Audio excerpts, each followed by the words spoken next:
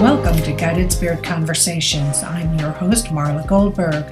This podcast has been created with you in mind to acquaint you with some of the most incredible metaphysicians and spiritual leaders from around the globe who have helped others change their lives. In this interactive hour, you will be offered insights and techniques to help you make a difference in your life. Don't forget to subscribe to the show in your favorite listening platform. And here we go, on to the show. Good morning, good afternoon, good evening, wherever you are. I'm Dr. Marla Goldberg, and I am here to host Guided Spirit Conversations podcast. So, as you see, I'm sitting here by myself. Wait, I see my guest has arrived. Hi there. How are you doing today, Kute? Good. How are you? Good, thank you. So let me introduce you. First of all, I'm going to start with asking for prayers for Israelis, for Israel. In addition, for the Ukrainian, there's so much turmoil going on in this country. And my feeling is we can't send enough love. We can't send enough light to these areas to hopefully do some sort of shift in the universe. But let's send our prayers for those who have lost loved ones, who have had loved ones missing, who are injured, and all that go along with it. So prayers to all. And let me bring on my guest today, Kute Blackson. So Kute is a beloved international speaker and transformational teacher. He speaks at countless events he organizes around the world, as well as at outside events, including A-Fest YPO, which is Young Presidents Organization, and EO, Entrepreneurs Association. He is a member of the Transformational Leadership Council, a select group of 100 of the world's foremost authorities in the personal development industry. He's the winner of the 2019 Unity New Thought Walden Award. Blackson is widely considered a next-generation leader in the field of personal development. His mission is simple: to awaken and inspire people across the planet to access inner freedom, live authentically, and fulfill their true life's purpose. Welcome, Kute. How are you today? Great. Thanks for having me. Well, so this is you have quite a story. So I was reading all about you. Your parents, you were born in Ghana. How do I say this right? Ghana? I was born in Ghana, West Africa. And your father had his own congregation. Was he a priest, a minister? Look, my first memories as a young boy was seeing a crippled woman crawling on the floor. She picks up the sand, the gravel that this man walks on. My father wipes it on her face and stands up. And he had no idea. Week after week, I grew up seeing blind people see and deaf people hear, and people stand up out of wheelchairs. My father would look at a woman in a wheelchair who would come to him, hadn't walked in 10 years, let's say, and he would say, "Stand up. Why are you in this wheelchair?" And he'd put his hands on them and they would be healed. People would come in with crutches and he would say, "Why do you have these crutches? Do you really believe in the power of the infinite? Do you believe in the power of God? Throw your crutches away." And they would start walking. And so he was considered the miracle man of Africa. He was a very spiritual man, very mystical man, went to India in the 60s, had an enlightenment experience and awakening, but kept his churches. And so he was a very metaphysical man, had built 300 churches in Ghana, West Africa, hundreds of thousands of followers at his height, had a huge church in London, about 4,000 to 5,000 people in the 80s, was a spiritual teacher to kings in Africa, heads of state, presidents, and was really an amazing man. And on the other side, my mother was Japanese, and this Japanese was Japanese. She's passed away, and was Buddhist. And so I grew up going to church with my father and my mother on Sunday and meditating with my mother during the week. And it was a very eclectic upbringing. So that's a bit about my parents. Which is phenomenal. And you had you were standing in front of an audience of what, 3,000 people when you were 8 years old? When I was 8, to be honest, I was more interested in playing soccer. And, of course. And being naughty as a kid. I wish I could say I was, meditating under the trees, but my dad, that didn't look too good for the minister's son. So they basically put me on the front row with 2 bodyguards, so to speak, and made sure I wasn't causing trouble. And I would fall asleep every Sunday. And one day, my father called me up on stage and he said, "My son is going to speak." I had no idea what the hell was going on, but all I remember was something began happening and something began you could say, speaking through me in a way that I really couldn't understand. It was bigger than me. And at 8 years old, I spoke for maybe half an hour. Just, I don't even remember what I said. All I remember was people were in tears, people were moved. And that began my speaking career, where every month, every 2 months, my father would throw me on stage and say, speak. And so from the age of 8 to 14, I would speak every few months. And when I was 14, I was actually ordained as a minister, and I was given the mandate by my father to take over. I was his successor. He announced to everybody, my son is my successor. Everybody was excited but me, because in my heart, I always knew I wanted to make a difference. I wanted to impact people, but I just had this feeling that it wasn't through the church. It wasn't through religion. It wasn't through an organization. And so I was too afraid to speak my truth. And I think, like many of us, I allowed fear to hijack my voice. I allowed fear to hijack my freedom. I allowed fear to not fully express myself. My fear was, if I speak my truth, I'm going to lose my father. If I speak my truth, I'm going to lose the community. If I speak my truth, I'm going to be abandoned. I'm going to lose love. I'm going to be alone.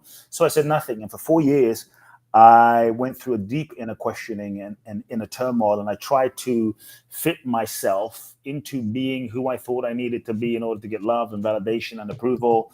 And it was painful, honestly. And when I turned 18, and so also during that time, I began obsessively just trying to understand life and the meaning of life and the purpose of life and why we're here. And so I would sneak into my father's office, and I would steal some of the books off of his bookshelf. And he had thousands of books, and I began reading everyone from Krishnamurti and Osho and to Maharishi Mahesh Yogi, founder of TM, to Wayne Dyer, Louise Hay, Deepak Chopra, Marianne Williamson. And I really just wanted to understand the meaning of life and why we're here. And so 8 to 18, I probably read 800 books in the field of personal growth and spirituality and metaphysics.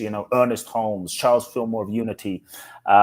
This was my passion. This was my love. I would go to school on the train. I was reading these spiritual books. I'd come home from school, do my homework, maybe go play some soccer. And from like 7 p.m. to midnight, I'd be reading autobiography of a yogi, trying to meditate and levitate and do all of these things. And so when I was 18, I felt my soul undeniably calling me to America, specifically California, specifically Los Angeles, because all of the authors I've been reading about, Marianne, Louise Hay, they all lived in LA. And so for me, I wanted to go, I felt called to go into this field and write books and learn from these people. And this was before the internet, this was before social media. And this was my calling. And I think sometimes what your soul guides you to do doesn't always make sense to your mind, isn't always convenient, isn't always comfortable. And I decided to follow my soul. And I found through lived experience that when you follow your soul, you'll always end up in the right that place, even though the route that you take may not be the one that you most expected. And so when I was 18, I made a decision, and that was a pivotal moment that changed my life, when I looked into my future and I saw that I could follow the expected path. I could follow the path that was laid out for me by my father and live his version for my life. But when I looked into my future, age 20, age 30, age 40, age 50, age 60, and I saw that if I didn't have myself, and I didn't have my soul, and I didn't have my own integrity, what kind of success is that if I don't have myself? And I felt the pain of that. And that's when I knew what I had to do. And I decided to have a conversation with my father, renounce everything, let go of everything, the life I thought, the life I knew, the people I knew. And I left everything behind. And my father and I, we didn't speak for two years. And I was going to ask, how was the reaction to that? We didn't speak for 2 years. There was not really a reaction. He didn't say much, but we didn't talk for 2 years. And I think it was challenging. It took me 4 years to that point to muster the courage to grieve what I felt would be the end of the relationship with my father. And then when that happened, there was more grief because we didn't talk. And so in my mind, this was it, But I knew I was on the right path. I felt I was on the right path. And I felt like I didn't have a choice. It was bigger than me. And to deny my soul's impulse felt more painful, honestly. And so, long story short, I ended up winning a green card in the green card Winning a lottery. green card? Winning a green card in the green card lot. It's called the DV1 green card lottery. The American government gives away 55,000 green cards in the green card lottery every year. I don't know if they still do it, but they were at that time. And I knew I was going to win. I was in a moment where I had the conversation with my father. Some people think that when you find your purpose and direction in life, it's like it's easy. The violins come out, the unicorns come out, everything is easy. But sometimes that's when the real challenges and the real tests begin. And I think I call these soul tests that you have to go through in order to grow, so that you can evolve and develop and become and develop into the person that is capable of fulfilling your purpose and mission in this lifetime. And so I was in a point where I felt so alone, because my father's not speaking to me. My mother was supporting me, but she was all I had. And I said a prayer to God. I said, God, you've given me this vision. I feel so alone. I feel like I've jumped off of a mountain into the ocean, and I am swimming in the middle of the ocean. Like, don't leave me now. It was just a cry for help to the universe. And I said, God, I've read almost 800 books in metaphysics and law of attraction and all of this stuff and thinking positively. And like, if this stuff works, I need to know that this stuff works, because I have blown up my life, basically. And I kid you not, days later, I am in the library of my school. Someone hands me a magazine called The Economist, said, hey, you should check this out. I felt a chill in my body. And I think the universe gives us many clues, gives us many signs, but often we are busy not paying attention. And so I start flipping through the magazine. I look in the back of the magazine, it says the American government's giving away 55,000 green cards in the green card lottery. And that's when I knew I was going to win. And so I entered it. And 4 months later, basically, we were told, unless you heard by September the 18th, just move on with your life, because you won't get a notice that you haven't won. And so every day I'm visualizing, doing my affirmations, my visualizations. I cut out a piece of paper, colored it green, wrote my name on it, and so wrote green card. But I thought green cards were green, but didn't know green cards were pink, right? And I'm visualizing myself in the US, visualizing the president of the United States shaking my hand, welcoming me across the border. Didn't know that wouldn't happen either. I'm a naive kid, right? I'm really thinking like the president's going to be there meeting me. And so I'm doing these visualizations every day. And every day, there's nothing in the mail, no notice. I'm getting more and more disappointed. September the 18th comes around, nothing. Now I'm mad. I'm upset. I'm frustrated. I'm screaming at God. And I tell my mother, I'm going to go to America. I'm packing my bags. Within a week, I'm going to be going to America, and I'm just not coming back. I mean, I guess it's illegal, but I didn't know. I'm just going to go. And that night, we got a phone call. My mother picked up the phone. She gave it to me. She said, it's an American guy on the other line. Said, is this Mr. Blackson? I said, yes. He said, this is the law firm that applied for your green card. We just got notice today that you have won a green card. And he goes, it's a miracle. And I said, it's a miracle. And I'm jumping up and down with my mother, celebrating and just going, oh my God. And I heard this still small voice that said, Kute, why are you acting so surprised? You knew you were going to win. Don't lose faith. And that was a pivotal moment, because from there I came to the US with 2 suitcases, $800, and knew no one, not one person.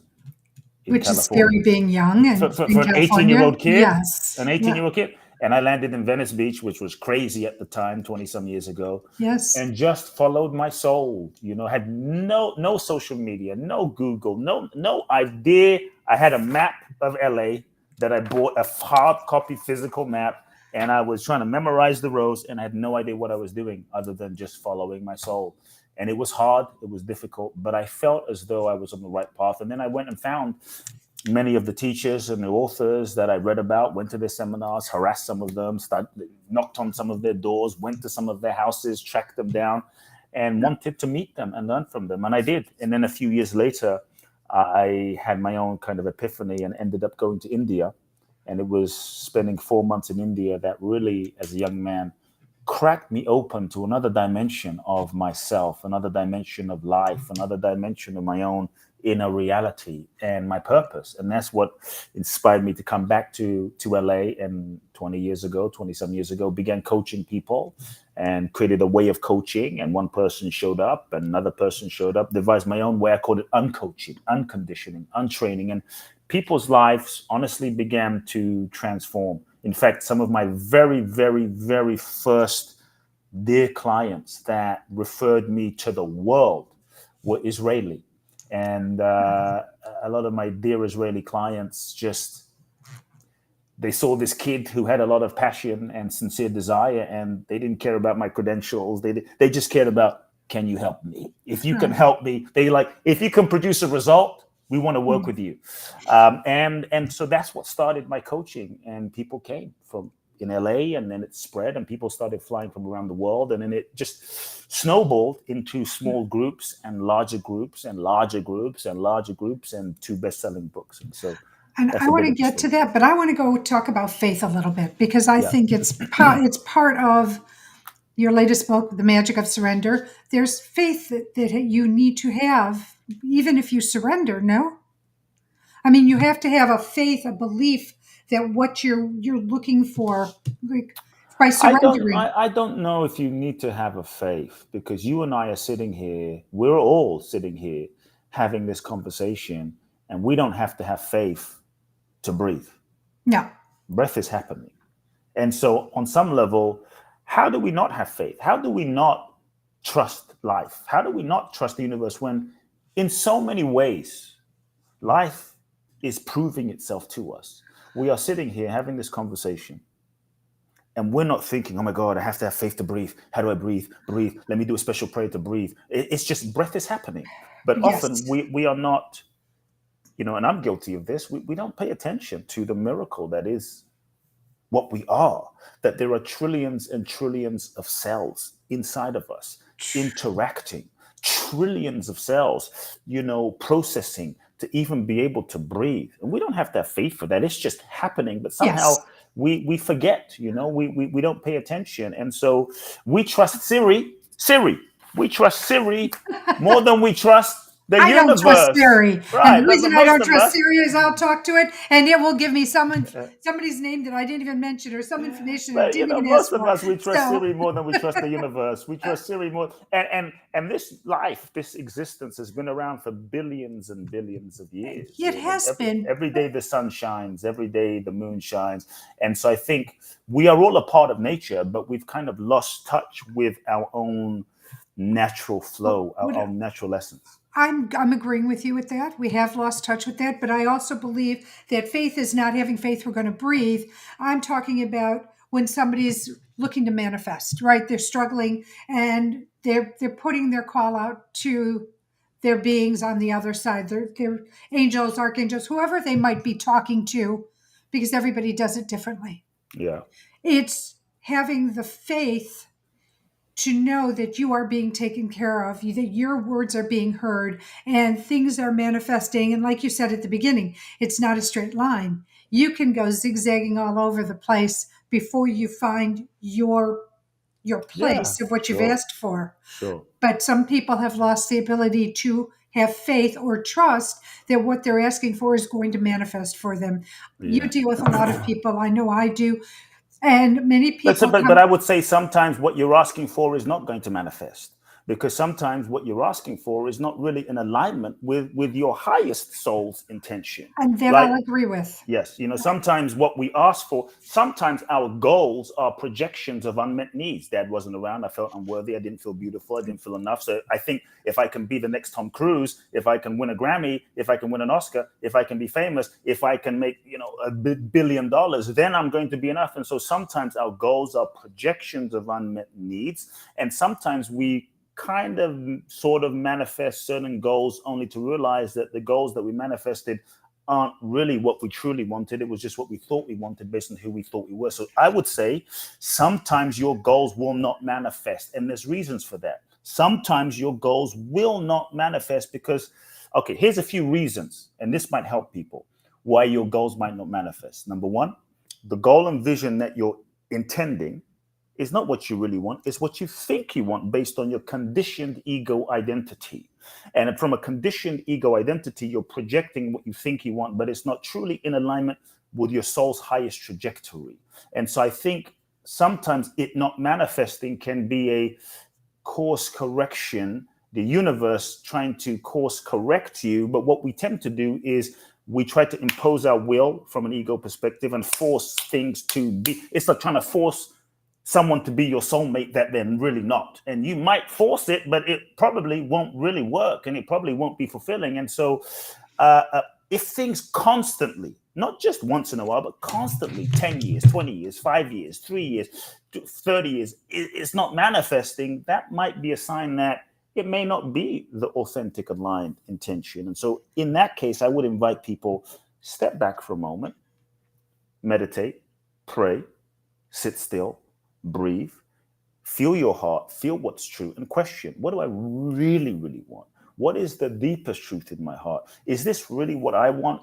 Or is this what my parents wanted for me? What I think I should have? What society? Is this the career I really want? Or is this just what I think I should be doing to be accepted in the world? And so connect with your soul. The other reason why sometimes things don't manifest, I would say, is because it's just not time yet. There's a timing and a rhythm to everything. And it just may not be divine timing. And it's like you can have a mango tree and you might say, I just want this mango now, but it's not season yet. And so you can pluck the mango off the tree and it's green and eat the green mango.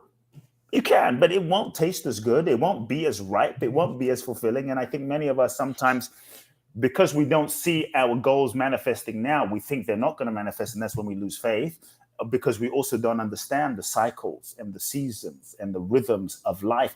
Everything has a time under the sun. And so I think then if we can learn to be patient, and as you're saying, cultivate the faith, be patient in the time and in that season, do the work that we need to do to cultivate the soil, to take action, to put in forth the effort, so that when the season arises, we are ready. And so we also have to learn patience, and I think to trust divine timing, because maybe you're ready, but your soulmate isn't quite ready yet. Maybe you're ready, but the industry's not ready. And so there's a timing for everything. We have to know when to be still and when to act, and when to act and when to be still. The other reason I think things sometimes don't manifest, here's an interesting one, is because we have not learned the lesson, the spiritual lesson, where we are with who we're with. To me, we are souls, and we incarnate into this human experience to learn, to grow, to evolve, to experience. Life is kind of like, at least the way I see it, like a university, for our soul's evolution. It's like soul school. It's like a curriculum. Everyone is our teacher, our parents, our relationship, our exes, those that betrayed us. And if that's the case, to me, the purpose of life is growth and evolution, to learn lessons and to evolve and to realize who we really are. And so I really feel as though if that's the case, one of the reasons sometimes things stay stuck or we stay stuck is because all lessons are repeated until learned. Correct. And when we don't learn what we need to learn in this relationship or in this dynamic, then we'll keep repeating and looping, and we can have the greatest affirmation, but often we will stay stuck and won't be able to energetically graduate to that next level because we still haven't really learned what we need to learn where we are. And so those are a few reasons. Okay, fair enough. So you wrote a book, The Magic of Surrender. So let's go talk about what is surrender. Explain to everybody what surrender is so they understand. I think in our culture, I just want to say that, first, this was not the book I wanted to write.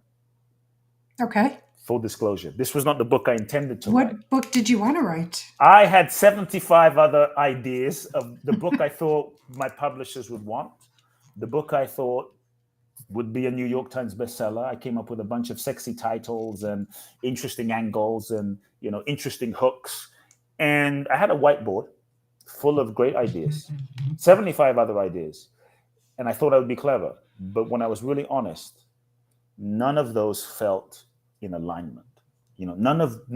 Honestly, in my soul, none of those felt aligned, true, authentic. I could have done them, but they didn't. I couldn't look you in the eyes and say, yes, this is it, And the only word that really resonated with some truth for me was the word surrender at the bottom of the page.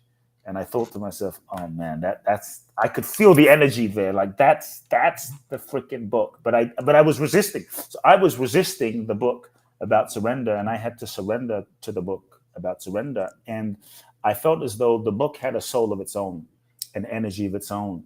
And I had to surrender to the book that was seeking to be written, not just the book that I thought I was supposed to write. And so when I did that, everything began to flow. And that's when I also saw just a bit of backstory. Then I'll go directly to surrender, where everything in my life started making sense. How I grew up, how my parents met. They met unable to speak. They met and agreed to get married without ever having met, which is a whole other story we can get into. In 2016, my mother, who I loved the most dearest on the planet, she was everything to me. Raised me single-handedly, taught me all the lessons in life. My mother was diagnosed with stomach cancer, and it was really rough. Life has a way of humbling you. I was on a high after my first book was a bestseller. I just got off of Larry King. I'll never forget the day. That day, I was on Larry King. That next morning, I get a phone call. Your mother has stomach cancer. I went from high to like the floor on my knees. And I began flying back and forth from Los Angeles to London, where my mother lived, to basically be with her 1 week out of every month for the next 12 months. And I was just taking care of her for a week out of every month and in her chemo. And what started out as, I would say, the worst year of my life ended up being the best year of my life, because we got so close and so connected and shared so much time. And about 7 months into the process, the doctors finally said to us, look, there's nothing that we can do for you. You're going to die. So get your affairs in order.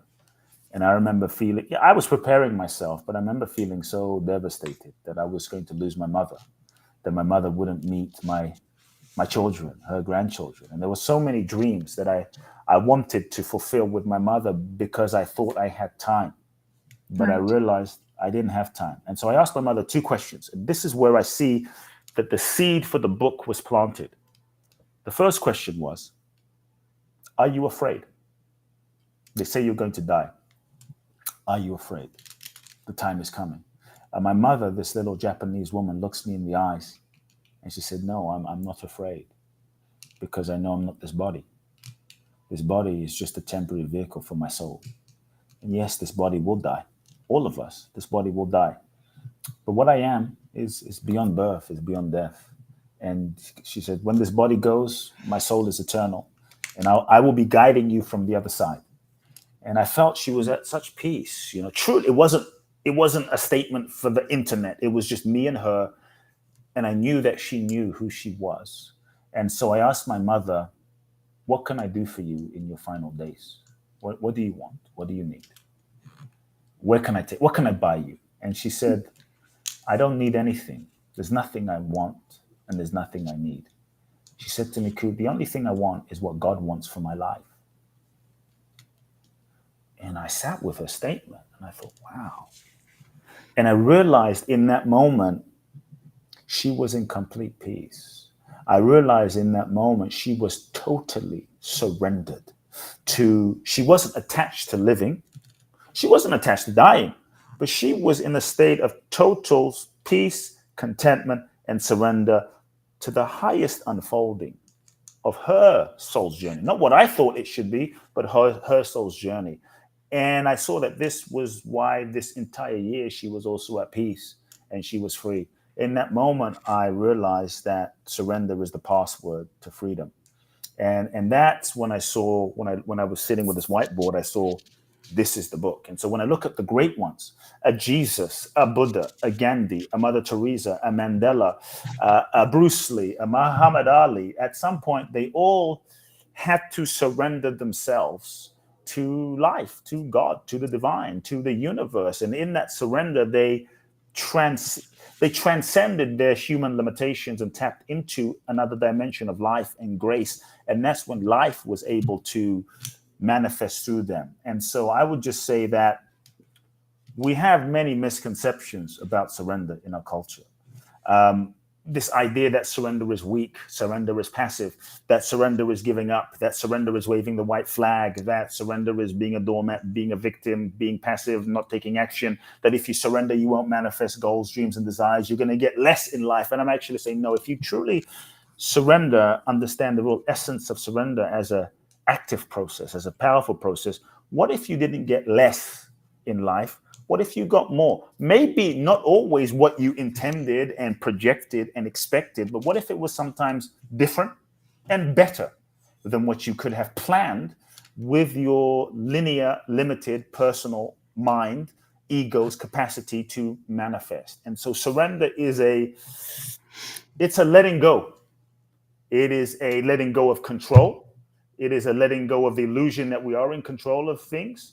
It's a letting go of trying to force, I would say, and manipulate life to fit your limited ego's idea of how you think it should be and who you think you should be and how you think your life should be and how you think a relationship should be, so that you can take the limitations off of life and it's an availability, it's an openness to life. And so the old paradigm, as I've been talking about, is we'll call it the ego-based model for living and creating life, where we simply ask ourselves the question, nothing wrong with it, but it's limited. What do I want? What do I want? I want a house. I want a car. It's great. It's level one. But a life that is simply lived from the ego can be a limited life, because the ego is limited. It's not able to see the whole picture of things. And so I don't say don't ask the question, what do I want? Just don't get attached to the idea of what you want, because the universe, the divine, is so much bigger than that. And so for me, the question becomes, what is it that life is seeking to express through me? What is it that the universe is seeking to express through me? What is it that my soul is seeking to manifest through me and create through me and live through me? And I think part of the art of surrender is becoming still, to listen, to catch the vision, to feel the vision of the deepest impulse of what life is seeking to express, then to align your mind and your actions and your thoughts and your strategy and your planning with this authentic impulse of life. So, is that where you're saying people start, or how would you guide someone to start surrendering if they said, okay, I'd like to surrender, I don't know how to surrender. How do I surrender? Wow. Guide me. I wouldn't say it's like a 1, 2, 3, 4, 5, 6, 7, 8 step formula. But what I would say is, if someone is saying, okay, let's just say a beginning point. Where do I start? I just want to take something very practical and very simple. I would say that one of the things that stops us, it's the ego that resists surrender.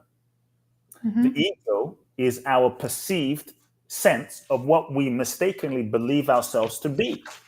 The ego is made up of a collection of ideas, belief systems, and structures that we're taught from childhood, memories, pains, traumas, successes, failures, history that we hold on to and identify as me. The ego is that which we think we are, that we've been conditioned into believing we are, but it's not really the totality of what we are. And so the degree to which we are conditioned to believe we are this limited persona and ego self is also, I think, the degree to which we will be afraid of surrendering, because surrender for the ego feels like a death.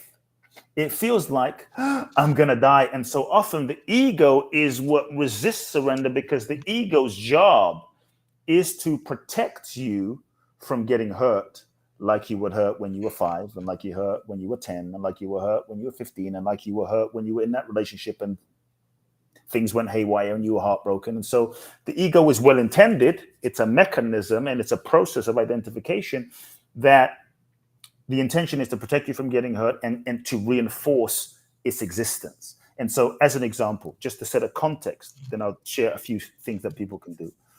We're born free. As children, we're just full of life, full of divine essence. We sing. We are surrendered when we're little babies. We sing when we feel like singing. We dance when we feel like dancing. We run naked through the house and we're not thinking, what do I look like? And do I have cellulite? And what do people think of me? And I can't sing like Celine Dion. We're just pure beingness. We're surrendered to the moment. We cry, we laugh, we shout, we poop. There's no judgment. We're just being in the flow. So what happens where we start the process of ego identification and contraction is we incarnate, we meet our parents, God bless them. Our parents, they're just doing the best that they know how to do based on their parents and their grandparents. And so we're born into a generational pattern of sort of a karmic pattern, a structure. Maybe dad is crazy. Maybe mom is an alcoholic. Maybe they're great people, but they just didn't have the emotional capacity to know how to meet our emotional needs. And that was painful for us as children. So two things happen. The first thing is we learn, often unconsciously, all sorts of strategies to shut down, disconnect, not feel, suppress, suppress, suppress, suppress, suppress, suppress, Yes. suppress. And as a result, we close our hearts, erect walls, and we start a process of, if I can control my environment, control how I feel, then I'm not going to feel the pain of mom and dad fighting. Then I'm not going to feel the pain of the divorce. And I'm not going to feel the pain that my emotional needs aren't being met and I feel so helpless. And so, boom, ego starts erecting, gets created. We become closed, so to speak, as a form of control to create a sense of safety. And we go through life this way. And what works for us when we were 5 and 7 and 10 and 15, we usually reach a point in life where it stops working for us. It starts limiting us. And so ego is well intended. We also start developing a sense of who do I need to be in order to be loved by mom and dad. Oh, and so we develop a role, a mask, a persona, an identity, and become who we think we need to be in order to get love, validation, approval. We contort ourselves into a shape thinking that the version of ourselves that we've become is who we are. But the degree to which we're conditioned is the degree to which we're not free. And that structure, that set of patterns that we hold on to, that we think is, this is who I am. I'm just this way. I'm just kind. I'm just, funny. I'm just independent. It's not who we really are. It's just the collection of way in which we have come together in order to deal with life. That is ego. And so when we understand what ego is, that it's not what we are, ego is not even a thing, it's a process of identification. It's a process. Then I think it shifts our relationship to surrender. And so part of surrender is, it's not about forcing yourself to surrender, because it can be very scary to just let go and trust and open your heart when you've learned to close your heart in order to not feel certain things. And now you're like, surrender? What do you mean? I guess I know I should, but that could be painful if I just open my heart and let go and trust. Maybe I'll get hurt. And so I think if we're able to understand why we are the way we are, understand why we act the way we act, then I think we can begin to meet our resistances. We can begin to meet our patterns. We can begin to meet our ego and hold our ego with love and with compassion and with kindness and with patience and with tenderness, so that when we are finding ourselves holding back and closed and resistant, rather than saying, surrender now, we can just meet it with love and compassion and hold it gently. Because I think true healing happens when we bring loving to those parts of ourselves that are hurting. And when we can meet ourselves and hold ourselves with a bit of patience and loving and compassion, then the ego can soften and relax, and healing can happen. And surrender can naturally, slowly begin blossoming within us, and we can heal and slowly begin opening. And so surrender can start happening as a natural process. And so here's one thing as a practical step that I think people can take. Number one, be patient, be compassionate with yourself so that you can meet yourself with loving. Number two, I would say one of the things that stops us from surrendering are all the ways that we lie to ourselves. Denial and lying is based, because of everything I just shared about how we get conditioned, is, I don't feel bad. I feel fine. I don't need anybody. I'm independent. I'm good. And so we learn to be who we learn to betray parts of ourselves to get validation and love, which is a form of lying. And so we've learned to lie to ourselves to hold ourselves together. And so the ego doesn't want to change. The ego wants you to change and me to change and the world to change. And so one of the ways we keep ourselves together is we lie. Not always intentionally, often unconsciously. It's survival. So I think if we're willing to just begin by telling the truth, we stay in relationships that we know are not right. We work jobs that we hate for survival. It's not in Yes. alignment with our purpose. We betray ourselves and we wonder why am I not happy? Why am I not feeling fulfilled? Why do I feel depressed? And so if someone wants to begin the process of breaking through and shifting their lives and surrendering, I would say start with the truth. So ask yourself the first question: what lies am I telling myself? What lies am I telling myself? This is, you could say, the beginning of letting go, the beginning of surrender. There is no transformation and surrender without truth. The ego doesn't want to question itself and change and let go because it's like, what will happen? What will happen to me? Maybe life won't be safe. And so if we can just begin with the truth, what's the truth of who I am? What's the truth of what I feel? What is the truth of what is going on inside of me? What lies am I telling myself? What am I pretending to not know? What is it costing me? And what I would tell people is sometimes we don't allow ourselves to tell the truth because we're afraid of the consequences of telling the truth. And so what we end up doing is ego kicks in and a self-protective mechanism kicks in as a smoke screen of protection where we play this game of, I don't know, I'm confused. I'm not sure what's right here. And so, and that's how I think we keep ourselves stuck. So I think what I tell people is if you can take the pressure off of yourself of having to even take any action, you don't even have to take any, you don't have to break up. You don't have to leave your job. But just start with the truth. The truth might be, I'm not in love. I haven't been in love for 5 years. The truth might be, I hate my job. You don't have to leave. Take the pressure off, but just get into relationship with the truth because you can't shift something and transform something and change something if you're not honest about where you're at. I have an alcohol addiction. I have an alcohol problem. Just the truth. When we can start with the truth, that's what can begin a process of feeling, and that's what can begin a process of surrendering. It's true. Hang on one second, Kurt. We have charity shout out time. Now, you didn't get me your charity. You were supposed to bring your assistant was supposed to get you a charity to me. Okay. So I'm going to put you on the spot and say, what charity is near and dear to your heart? So our listeners who are listening to this, who are, impressed with you, want to follow you, Wow. say, oh, I really like this charity. So I know it's putting you on the spot, but what is it? I can't give you an honest answer. I'm Okay. not gonna BS you. I'm a straightforward person, and I appreciate your intention. What I can do is sit with it, meditate on it, so I can give you a real, authentic, sincere answer, and a charity. Maybe let me reflect on a charity that I feel is really. There's a few that come to mind, but I really want to sit with it so I can give you a straight answer, and maybe we can put it in the show notes. Well, I appreciate that. So, okay, let's go back to questions. What are some myths and misconceptions about surrendering?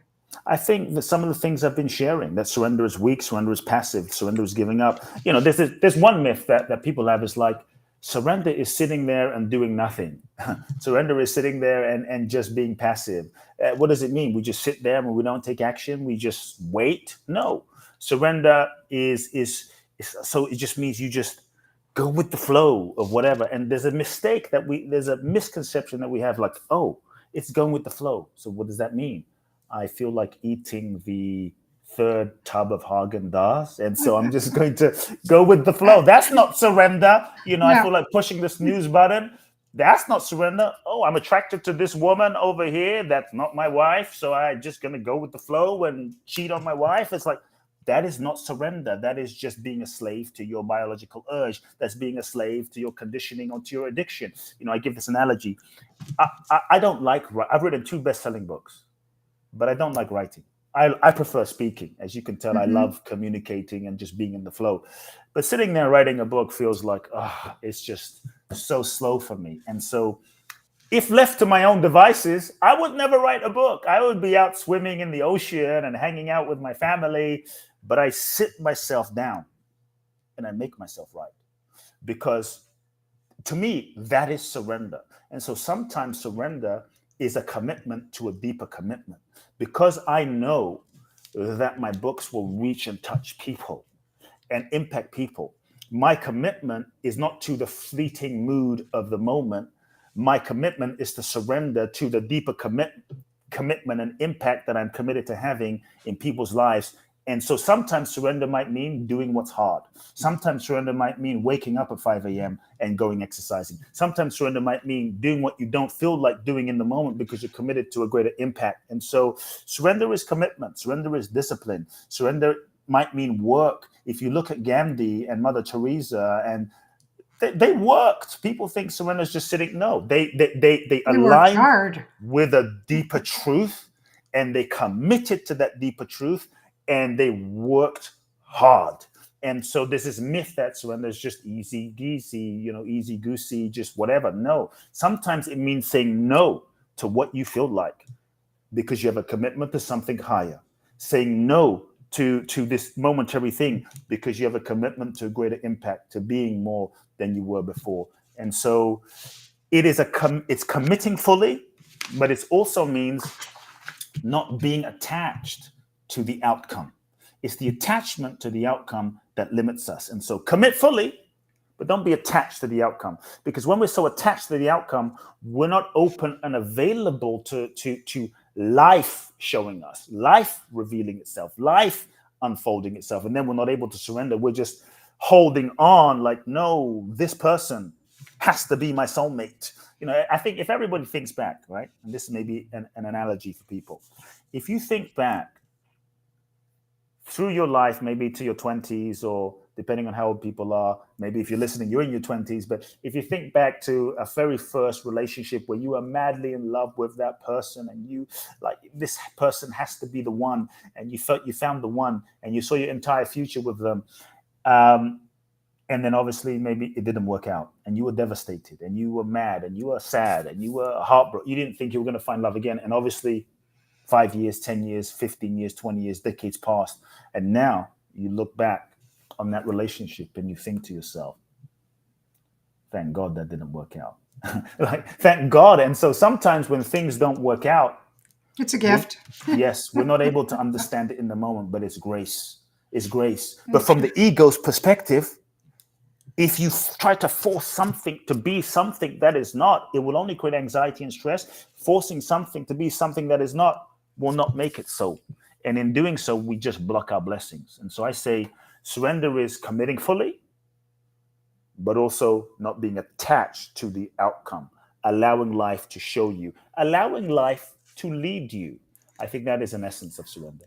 I'm going to stop here. I'm going to change directions because you have two types of retreats that you offer your clientele.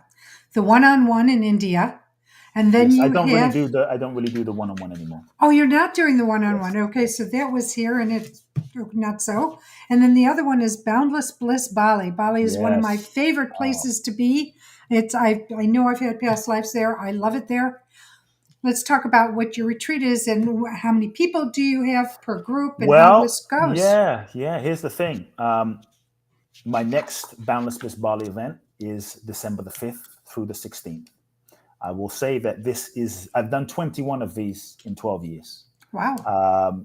They're life-changing. It's the deepest level of my work. This December the 5th through the 16th is the final Boundless Bliss Bali I will ever do in my lifetime. Unless God tells me otherwise, but it is going to be the final one. And so if somebody is inspired by it, I would say, go for it, And so it's a 12-day experiential seminar training without walls, where I use Bali as the backdrop to facilitate a profound transformational process. And so for me, I've always said that information by itself is not enough to transform you. There are millions of books. There are thousands and thousands and millions of YouTube videos. If information was it, pretty much everything has been written and everything has been spoken. And so, why is it that we sometimes know what we should do and know what we might want to do, but we sometimes don't fulfill and express and live that? It is really due to our conditioning. All the reasons I've shared, in terms of how Yes. we get conditioned. We get conditioned in certain patterns and develop layers that prevent the full expression of our being, the full expression of our love, the full expression of our potential and our capacity. And so, really, the nature of my work and what I do is I design processes and an immersive, experiential, structured experience in Bali, in this case, that helps people become aware of the patterns of their conditioning, much of which is unconscious and we're not aware of, that is running our life. And then I help people shift, transform, and heal the pain, the wounds, the traumas that keep them stuck in their conditioning so that they can be free to love fully and share their gifts with the world. And so it's a really profound, shall we say, healing process that is designed to help free you of the patterns of conditioning so that you can be the fullest expression of who you're meant to be in this lifetime. It sounds like a phenomenal experience. Do you do it? Do you go like is it divided half in Ubud, which is the city center, and That's half out by the ocean? the details I never speak about Never. because Okay. it's a hero's process. It's a hero's journey. The hero's journey, first, you have to listen to the calling. I was told when I downloaded this process 12 years ago, 13 years ago, that there were souls around the world that were destined to impact humanity, that were destined to make a difference on the planet, that when they heard about the journey, they would feel it. And so, partly, it's a calling. You have to feel a calling. Once you feel the calling, I just say go to the website. You can read about it. There's no specific details on on the website, no itinerary, no specific details. There's just a bit about the process because the first step is you have to feel the calling. To me, this is the hero's journey. You got to feel the calling. Then you have to say yes to the calling. Then the next step in this process is you push apply. You'll get a series of emails. You're in the unknown, right? Part of the hero's journey is you go into the unknown. And then you have an interview with my right hand person. My commitment is that only those that are destined and committed get to be on the journey because I really, in this journey, I stretch people in such a profound way that you have to be committed. And then you come to Bali really going into the unknown. I don't tell you where you're going, what's going to happen, what the schedule is. This is life. Life is the unknown. And I think the degree to which we can dance and embrace the unknown is the degree to which we'll experience freedom in life. Because as human beings, one of the ways we resist surrender is we're constantly trying to control everything. And control is a master addiction. And so I put people in the unknown. And in that space, you get to meet yourself, the hero's journey. You get to face yourself. So do we go here? Do we go there? What do we do? Those specifics are never revealed. I've never revealed them in 13 years for an intentional reason, because that's the process. And that's where the magic happens during the 12 days. So it's 12 days in Bali. The rest is details. But ultimately, you will meet yourself. And it's unlike, I would say, it's unlike any other journey in Bali. Many retreats will take you to rice fields and nice temples and nice places. I take people to, what I will say is I take people to the Bali that most people will never see and the Bali that is off the beaten path. But ultimately, we don't just go to temples outside. We go to the inner, I take people on an inner journey to find the temple inside of yourself, to find those unexplored jungles and domains inside of your own psyche, inside of your own self, inside of your own shadow, so that you can excavate and clear and find the treasures that have been buried inside of your own inner terrain. And so ultimately, we do go to Bali, but really it's an inner journey more than anything of transformation and healing. I love that you said that the treasure's inside because the treasure is inside. A lot Yes. of people think that the treasure is the car they buy, the house they buy, the neighborhood they're in, the country club, whatever it is. But I will agree fully and abundantly that it is the treasure's inside, and looking for that treasure is a beautiful hunt.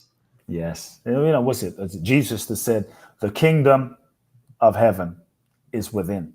He never said the kingdom of heaven is in your Lamborghini. The kingdom of heaven is in your big mansion. The kingdom of heaven the kingdom of heaven is within you. Boom. And so I would say for those listening, depending on when you're listening, December the 5th through the 16th. For me, it's been a purpose and a calling and a passion. I never thought that when I created this journey 13 years ago, people would come. And all of a sudden, we've done 21 journeys. This December will be 22. We've had billionaires, celebrities, pop stars, people you would have heard of, people you never heard of, mothers, daughters, students, athletes, mayors, salespeople, everybody and anything in between, black, white, green, orange, gay, straight, you name it. But the common denominator is people feel that they've been put on the planet for a purpose bigger than themselves, and they feel ready to heal and transform. And so people can find out more, www.boundlessblissbali.com, boundlessblissbali.com. Love it. Kute, thank you so much for being on the show. The time has gone already. It's gone so quickly. Thank you for sharing all you've had to share, your information about your books that you've written, I know I'm going to mess it up, and I just said it, about the Boundless Bliss Bali yes. retreat will be on our notes.